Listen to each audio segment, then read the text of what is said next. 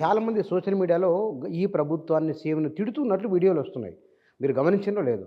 అంటే అంత తీవ్రత ఉందా పబ్లిక్‌లో ప్రభుత్వం మీద వ్యతిరేకత అంతగానం ఉందా? గ్రౌండ్‌లోకెళ్ళి చూసిన వాళ్ళకి ఎవరికి అంత వ్యతిరేకత ఎవరికి కనపడదు. ఇదేందంటే ఫ్యాబ్రికేటెడ్ వ్యతిరేకతే అది. నాకు తెలిసినంత వరకు. ఈ బీఆర్ఎస్ పార్టీ వాళ్ళేందంటే దాన్ని ఉన్నదాన్ని చిలువలు పలువలు చేసి అది చెప్పే దాంట్లో భాగంగానే తప్ప నిజంగా అంత వ్యతిరేకత అయితే మనం పొలిటీషియన్లం కాదు. జనంలో తిరిగేవాళ్ళం. నేను ఊళ్ళలో పోయినా కానీ ఎక్కడో చోట కొంచెం అదేదన్నా ఉంటే ఉండొచ్చు కానీ మరి వీళ్ళు ప్రొజెక్ట్ చేసినంత తీవ్రత మాత్రం ప్రజల్లో ఇంకేం రాలేదు. వచ్చి 15 నెలలైంది. అప్పటికి 50,000 ఉద్యోగాలు ఇచ్చారు. ఉన్నంతలో నీకు రాగానే మహిళలకు ఫ్రీ బస్సు పెట్టారు. రైతు భరోసా ఇస్తున్నారు వెనక ముందు. వీళ్ళు డబ్బులన్నీ తీసి ప్రాజెక్టులో పోసి వాటిలో అంతులేని అవినీతి చేసి వాటిని ఏ గతి పట్టించారో మనం చూసినాం. దానివల్ల వీళ్ళ పాలనలో 10 ఏళ్లలో జీతాలు కూడా చక్కగా ఇవ్వలే. 1వ తారీఖు జీతాలు కాదు కదా, పెన్షన్లు కూడా ఇవ్వలే. రిటైర్ అయిన వాళ్ళకి డబ్బులు ఇవ్వాల్సి వస్తుందని వాళ్ళకు కూడా పొడిగిచ్చారు. అంటే ఇన్ని తప్పులు వీళ్ళు చేసి ఇప్పుడు వచ్చిన 15 నెలల్లోనే ఏదో జరిగిపోతుందని చెప్పేసి ఈ గవర్నమెంట్ని బదనాం చేసే పని తప్పితే దీంట్లో నిజంగా వాళ్ళు క్రియేట్ చేసినంత అసంతృప్తి అయితే ప్రజల్లో లేదు. కొంచెం ఏ కొద్దిగా గొప్ప ఉంటే ఉండొచ్చు తప్పితే వాళ్ళు ఊహించినంత అయితే లేదు. ఇది ఇంకా టైం ఉంది. 15 నెలలే మనం దాన్ని ఒక ప్రామాణికంగా మనం ఏం తీసుకోలేం. ఇంకా బోల్డంత టైం ఉంది. ముందు వెనక కవర్ చేసుకోవడానికి కాంగ్రెస్ ప్రభుత్వానికి చాలా అవకాశం ఉన్నది, టైం ఉన్నది. దీంట్లో వాళ్ళు తప్పకుండా వాటిని సరి చేసుకుంటారనే నేను అనుకుంటున్నా.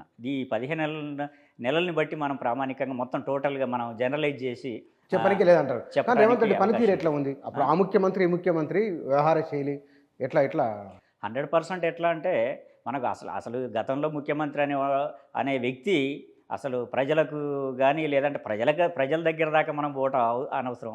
వాళ్ళ సొంత మంత్రులని కలవలేదు, ఎమ్మెల్యేలను కలవలేదు. అసలు ఎవరిని లెక్కలేని పరిస్థితి అక్కడ గత ప్రభుత్వంలో. కానీ అసలు ఇప్పుడు చూస్తే అసలు ఎప్పుడు అంటే వాస్తవంగా చెప్పాలంటే నేనేం కాంగ్రెస్ పార్టీ మనిషిని కాదు, నేను చెప్తున్నాను. అంటే కుల్లా చెప్తున్నాను. అంటే నాకు చూస్తూ ఉంటే అతను ఎప్పుడు నిద్రపోతున్నాడా అన్న విధంగా తిరుగుతున్నాడు. పొద్దున్న లేస్తే జనాల్లో ఉంటాడు. అంతవరకు అయితే మనం రేవంత్ రెడ్డిని అభినందించాల్సిందే. పొద్దున్న లేస్తే పనిలో ఉంటున్నాడు ఆయన. అంటే ఢిల్లీకి పోతున్నాడా, అమెరికా పోతున్నాడా, సెక్రటేరియట్కి వస్తున్నాడా, ఎప్పుడు చూసినా ఏదో ఒక పనిలో ఉంటున్నాడు ఆయన. అట్లా మనం కేసీఆర్ని ఎప్పుడన్నా చూసాం ఈ 10 ఏళ్లలో? ఆయన ఆ ఫామ్ హౌస్లో ఉన్నాడు. ఆయన ఏం చేస్తున్నాడు, ఎవరిని కలుస్తున్నాడు, ఏమవుతుందనేది ఎవరికి తెలియని పరిస్థితి కదా అప్పుడు. మరి అది ఇప్పుడు లేదు కదా, చాలా మార్పు వచ్చింది. మంత్రులు కూడా ఎవరికాళ్ళు స్వేచ్ఛగా ఎవరి పనాలు చేసుకుంటారు. గతంలో కాంగ్రెస్ పార్టీ అంటే అది ఎవరు దాయలేందే 3-4 అధికార కేంద్రాలు ఉండేది. అసమ్మతి ఎక్కడో ఉండేది కాదు, సొంత పార్టీలోనే ఉండేది. ఆ రకంగా ఇప్పుడు చూస్తే చాలా బెటర్ కదా. ఎక్కడన్నా మొన్న ఎవరో 10 మంది ఎమ్మెల్యేలు ఎక్కడో కూర్చొని పార్టీ చేస్తే దాన్ని ఏదో ఫోకస్ చేసి ఏదో చూడు ఎమ్మెల్యేలు బయటకు వస్తున్నారని దాన్ని ఏదో ఫోకస్ చేయాలని ట్రై చేశారు. మరి ఆ 10 మందిలో ఒక్కరన్నా బయటకు వచ్చారా? ఇప్పుడు లేదు కదా. కాబట్టి వాళ్ళేదో మామూలుగా కూర్చున్నారు. దాన్ని కూడా ఏదో రాజకీయం చేయాలని ట్రై చేశారు. అంటే ఈ గవర్నమెంట్లో ఇక చూడు మళ్ళీ ఎమ్మెల్యేలు బయటకు వస్తున్నారు అని చెప్పి ఒక ఫేక్ అది ప్రాపగండా చేసే ప్రయత్నం చేశారు. కానీ ఎక్కడ పార్టీలో కానీ బయట కానీ ఎక్కడైతే అంత అసంతృప్తి అయితే ఎక్కడ కనబట్లా. ఇప్పుడు చూడు మిగతా అందరు చాలా చక్కగా మినిస్టర్లు కూడా చాలా సమన్వయంతో పనిచేసుకుంటున్నారు. అంటే అప్పుడు 3-4 అధికార కేంద్రాలు ఉండేది. ఇప్పుడు ఒకటే అధికార కేంద్రం ఉన్నది, సీఎంఓనే. అధికార విభజన ఉన్నది ఇప్పుడు నాకు తెలిసి. అధికార విభజన ఉన్నది. మీరు ఈ పని చూసుకోండి. ఇప్పుడు మొన్న వర్గీకరణ అంశం ఉన్నది. దాంట్లో అన్ని విషయాలు సమగ్రంగా అవగాహన ఉండి దామోదర రాజనరసింహ గారికి ఒప్పచెప్పారు. ఆయన చూసుకున్నాడు. ఇట్లా ఒక్కొక్కరు పని విభజన చేసుకొని పనిచేస్తున్నారు తప్పితే ఈ అధికారం కోసం అక్కడ పీకులాట పెద్దగా ఎక్కువ ఏం ఉన్నట్టు కనబడలేదు. రకరకాల పేర్లతో ట్యాక్సులని అంటున్నారు కదా. ఏది ఏదో ఈ ట్యాక్స్, ఆ ట్యాక్స్ అని వాళ్ళ పేర్లతో అంటున్నారు కదా.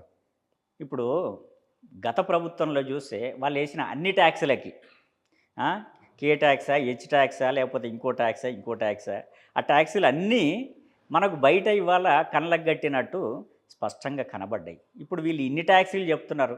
ఒక్కటన్నా నీకు ఒక ఆధారాలతోటి బయట పెట్టారా ఇప్పటిదాకా? ఊరికి ఆరోపణలు చేయటం అంటే సీఎంకు అన్నదమ్ములు ఉండటమే ద్రోహమా? ఆయనకు అన్నదమ్ములు ఉన్నారు. ఇప్పుడు వాళ్ళు ఏదో చేస్తున్నారని ఏదో మాయ చేస్తున్నారు, అది చేస్తున్నారు, ఇది చేస్తున్నారని చెప్పి ఆరోపణలు చేస్తున్నారు. నిర్దిష్టంగా వీళ్ళు ఫలానా ఇది చేశారు అని చెప్పి ఇప్పటి వరకు ఒక్క ఆధారం అన్న వీళ్ళు బీఆర్ఎస్ పార్టీ చూపించగలిగిందా?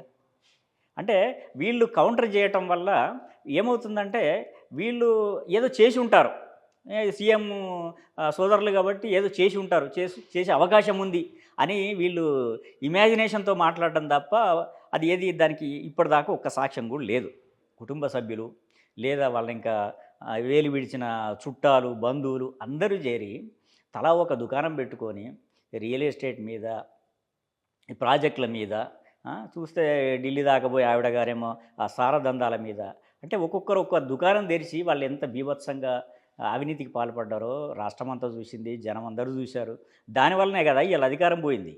అది మర్చిపోయి ఏదో గురువింద సామెత ఏదో తెలియదని అన్నట్టుగా అదంతా మర్చిపోయి ఇవాళ ఏది నీకు కరెక్ట్గా ఒక నిర్దిష్టమైన ఆరోపణ లేకుండా ఊరికే బురదల్లే ప్రయత్నం చేస్తే నీకు దాన్ని మనం ఎట్లా లెక్కలోకి తీసుకుంటాం? బీఆర్ఎస్కు ఆదరణ పెరుగుతున్నదా మీ అనిపిస్తుంది అట్లా? ఆదరణ ఎక్కడ పెరిగింది? ఇప్పుడు రేపు పంచాయతీ ఎలక్షన్లు వస్తే చూస్తుంది. ఇప్పుడు ఎమ్మెల్సీ ఎలక్షన్లలో కంటెస్ట్ చేయని పరిస్థితి వాళ్ళది. ఎందుకు చేయాలనుకుంటున్నారు? నీకు అంత ఆదరణ ఉందని మనం అనుకుందాం కాసేపు. ఉంటే మరి బరిలో దిగాలి కదా. నీకు ప్రజల్లో నీకు అంత మార్పు ఉంది, లేదు ఈ ప్రభుత్వం మీద అప్పుడే వ్యతిరేకత వచ్చిందంటే నువ్వు బరిలో దిగాలి కదా. దిగకుండా ఎందుకు బారిపోతున్నారు? రేపు పంచాయతీ ఎలక్షన్లలో కూడా చూస్తాం వీళ్ళకి ఎంత ఆదరణ ఉందో. తప్పకుండా బయటపడుతుంది. వీళ్ళు ఏదో 15 నెలలకే ఫామ్ హౌస్లో కూర్చొని మరి పగటిలు కూడా నిద్రపోయాన కలలు కంటున్నాడో నాకైతే తెలియదు, కానీ ఇంకేదో మొత్తం ప్రజలు నేను కావాలనుకుంటున్నారని. అసెంబ్లీకే రాలేదు కదా నువ్వు. అసెంబ్లీకి వచ్చి ప్రజల సమస్యలు నువ్వు అసెంబ్లీలో నువ్వు మాట్లాడలేని వ్యక్తివి ఇంట్లో పండుకొని నువ్వు ప్రజల వ్యతిరేకత వచ్చింది అంటే బహుశా ఆయన కలగంటున్నాడేమో, వీళ్ళ మీద విరక్తి వస్తే వీళ్ళు నన్నే కోరుకుంటారు ప్రజలు అని చెప్పి అనుకుంటున్నాడేమో. కానీ అది ఇప్పట్లో మాత్రం అది జరిగే అవకాశం ఇక్కడ గమనించాల్సిన విషయం, మీలా కేసీఆర్తో దగ్గరున్న వాళ్ళు, టీఆర్ఎస్ నాయకులతో కలిసి తిరిగిన వాళ్ళు, ఇంక్లూడింగ్ మీరు కూడా, ఇప్పుడు వారిని ఇంత తీవ్రస్థాయిలో ఎందుకు విమర్శలు రకరకాల ఆరోపణలు చేస్తున్నారు? ఏమిటి కారణం? అప్పుడంతా ఒక దగ్గర ఉండలేగా. అంటే ఒక దగ్గర ఉన్నామనంటే మనం వాళ్ళతో కలిసి పనిచేసింది తెలంగాణ కోసం కలిసి పనిచేసాం, వాళ్ళ కుటుంబం కోసం కలిసి పనిచేయాలి. ఆ క్లారిటీ అది చూడాలి. మనం వాళ్ళతో ఉద్యమంలో కలిసి తెలంగాణ రావాలి. వాళ్ళు ఒక రాజకీయ పార్టీ ఫస్ట్ ఉద్యమంగా మొదలుపెట్టి తర్వాత రాజకీయ పార్టీగా మారి తెలంగాణ కోసం కొట్లాడుతున్నారు కనుక మనం కూడా అలా పక్కన ఉండాలి, మనకు చేతనైనంత చెయ్యాలి అనే ఉద్దేశంతో వెళ్ళాను తప్పితే, అదే క్రమంలో తర్వాత అధికారంలోకి వచ్చిన తర్వాత కూడా ఆ ఉద్యమ స్ఫూర్తితోటి పరిపాలిస్తారని అనుకుంటాం ఉద్యమంలో తిరిగిన వాళ్ళ.